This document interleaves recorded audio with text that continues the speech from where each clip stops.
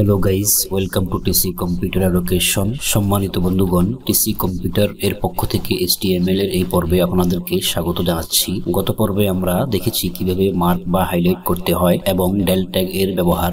আজকের পর্বে আমরা দেখব কিভাবে HTML কোডের মাধ্যমে সুপারস্ক্রিপ্ট এন্ড সাবস্ক্রিপ্ট দেওয়া যায়। এটা হচ্ছে অ্যাকচুয়ালি আমরা অনেক সময় লিখে থাকি, যেমন পরীক্ষার খাতায় যারা সায়েন্স নিয়ে পড়েছেন বা যে বিষয়ে পড়েন না কেন, অনেক সময় লিখতে হয় log 10। লগ লেখাটা উপরে থাকে, নিচে ছোট করে লেখা থাকে 10।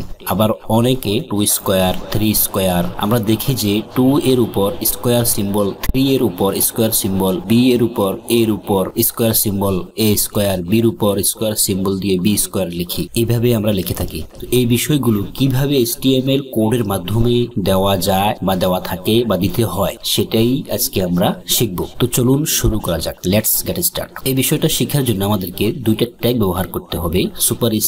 সুপারস্ক্রিপ্টের জন্য সুব ট্যাগ আর সাবস্ক্রিপ্টের জন্য সাব ট্যাগ ব্যবহার করতে হবে। যেমন আমি পূর্বের ন্যায় আমার কম্পিউটার অবস্থিত সোর্স ফোল্ডারে আসলাম, ফোল্ডারটি ওপেন করলাম। ওপেন করার পরে index.html ফাইলটিতে রাইট বাটন ক্লিক করে এডিট উইথ নোটপ্যাড প্লাস প্লাসে ওপেন করলাম। ওপেন করার পরে যেমন আমি এখানে লিখলাম BRAND ব্র্যান্ড 2 লেখাটি ব্র্যান্ড লেখার উপরে আসবে। তাহলে আমাকে এখানে কি করতে হবে? সুপারস্ক্রিপ্ট ট্যাগ ব্যবহার করতে হবে, অর্থাৎ 2 এর ডানে বামে সুব ট্যাগ বসাতে হবে। তো আমি এখানে লিখলাম লেফট অ্যাঙ্গল SUP সুব রাইট অ্যাঙ্গল। এটিও একটি ডাবল ট্যাগ, ওপেনিং বা বিগিনিং পার্ট আছে এবং এন্ডিং বা ক্লোজিং পার্ট আছে। তো আমি এখন সুব ট্যাগের ওপেনিং বা বিগিনিং পার্ট লিখলাম, এটা কপি করলাম। কপি করে আমি এখানে পেস্ট করে দিলাম। পেস্ট করে এখানে লেফট অ্যাঙ্গল ব্র্যাকেটের পরে একটি ফরওয়ার্ড স্ল্যাশ দিয়ে দিলাম। তাহলে এটা কি হয়ে গেল? ক্লোজিং পার্ট হয়ে গেল। এখন আমি এই দুইটি ট্যাগের মাঝখানে আমি লিখে দিব 2 লিখে দিলাম। এখন আমি এটা সেভ করব ফাইলটি। অবশ্যই আপনারা সেভ করবেন। সেভ না করলে আউটপুটে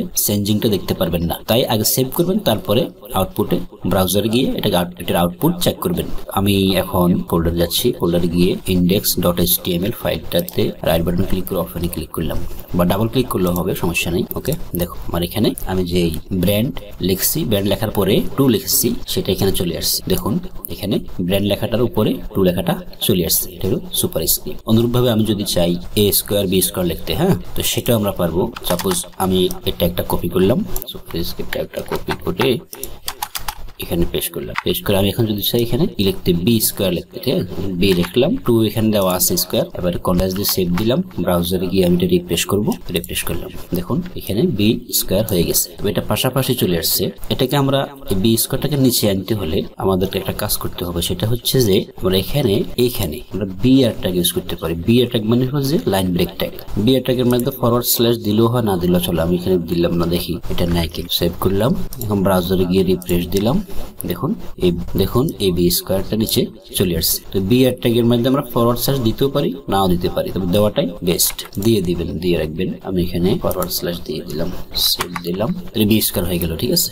অনুরূপভাবে আমরা 90 ডিগ্রি যদি লিখতে চাই, 90 ডিগ্রি, আমি বি এর ট্যাগটি কপি করি। এখন আমরা 90 ডিগ্রি লিখবো। এখন আমি যদি বি এর ট্যাগ বসালাম এখানে। এখন আমি যদি 90 ডিগ্রি লিখতে চাই, তাহলে 90 লিখলাম, লেখার পরে একটা 0 বাড়াই দিলাম। তো বাড়াই দিলাম, 0টা এখানে দিব না, 0টা আমি দিব এইখানে, এই যে সুব ট্যাগের ভিতরে দিব। এখানে 0 দিয়ে দিলাম। এখন 9 এর উপরে এই ছোট্ট করে 0টা লেখা থাকবে, তাহলে 90 ডিগ্রি হয়ে যাবে। কন্ট্রোল এস দিয়ে সেভ করলাম, সেভ। ওকে, এখন আমরা একটু ব্রাউজারে গিয়ে রিফ্রেশ করব। দেখি আমাদের 90 ডিগ্রি লেখাটা এখানে আসছে কিনা। যে চলে আসছে, দেখুন এই যে এখানে 90 ডিগ্রি লেখাটা চলে আসছে। এখন আমরা সাবস্ক্রিপ্ট লিখবো। সাবস্ক্রিপ্ট এটার বিপরীতের কি, সেটা হচ্ছে যে এটা হলো সুব ট্যাগ, ওখানে আমরা সাব ট্যাগ লিখবো। সাব ট্যাগ এই লেখাগুলো আমরা যদি সাব ট্যাগের ভিতরে ঢুকিয়ে দিই, তাহলে সবগুলো নিচে চলে আসবে।